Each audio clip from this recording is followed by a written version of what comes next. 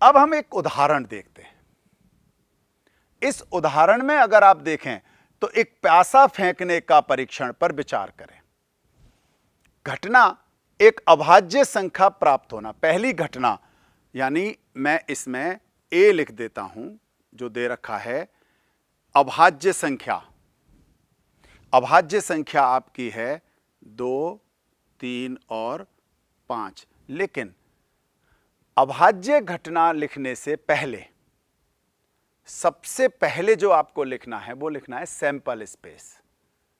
जी हां, sample space अगर आप प्रतिदर्श समष्टि अगर आपने लिखी है तभी जा करके सबको कर सकते हैं। तो एस हम सबसे पहले देखते हैं, चूंकि एक पासा फेंका है तो 1, 2, 3, 4, 5 और 6। अब मेरे पास एक घटना है 2, 3, 5। दूसरा दे रखा है घटना एक विषम संख्या प्राप्त होना को बी से कहा है, तो बी हो गया मेरा विषम संख्या। इसके बाद निम्नलिखित घटनाओं के बारे में हमें बताना है। तो पहला है ए या बी। ए या बी, हमें पता है ए या बी या शब्द आते ही हमारे लिए हो गया ए यूनियन बी, और ए यूनियन बी का मतलब हो गया ए और बी के सभी अवयव। जी हां, जितने भी संभावित परिणाम हैं ए और बी के, ए में 2, 3, 5, बी में 1, 3, 5, इनको यदि मैं क्रम से लिखूं तो 1, 2, 3 और 5। ये ध्यान रखना, समुच्चय में पढ़ चुके हैं आप। कोई भी अगर रिपीट हो रहा हो, बार बार आ रहा हो, तो हमें केवल उसको एक बार लिखना है। इस तरह 1, 2, 3, 5। इसके बाद दूसरा देखते हैं ए और बी। ए और बी, और शब्द यानी एंड, ए एंड बी है, अर्थात ए इंटरसेक्शन बी।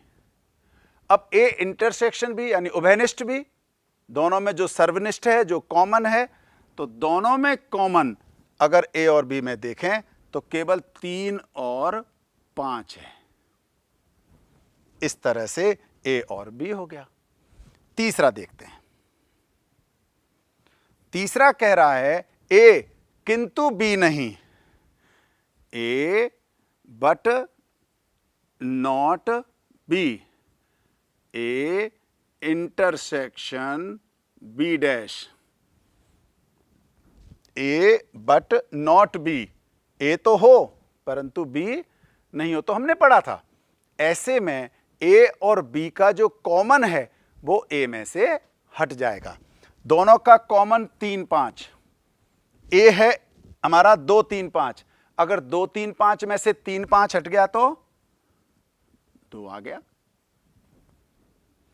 आगे देखते हैं ए नहीं को निरूपित करें। चौथा है हमारा ए नहीं। हमें पता है जब भी हम ए नॉट कहते हैं अर्थात ए डैश।